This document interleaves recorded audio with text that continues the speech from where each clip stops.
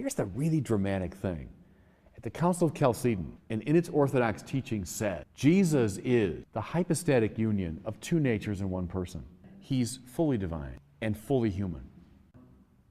Now that becomes the ground, I think, for so much in the Catholic imagination. Chalcedon said, both and. He doesn't stop being God, nor is his humanity compromised. But rather, when divinity and humanity meet in Jesus, the two of them can coexist.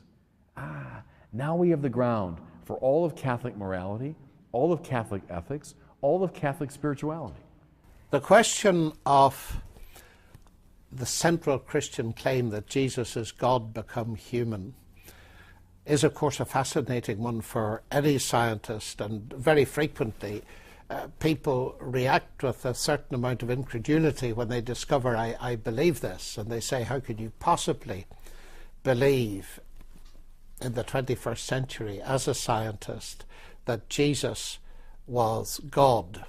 The reason you believe in consciousness and energy, even though you cannot understand very much about what they actually are, is because of their explanatory power. They make sense of various things that you observe, and I said it's exactly the same, of course, at a deeper or perhaps a higher level with my faith that Jesus is both God and man. It's the only solution that makes sense.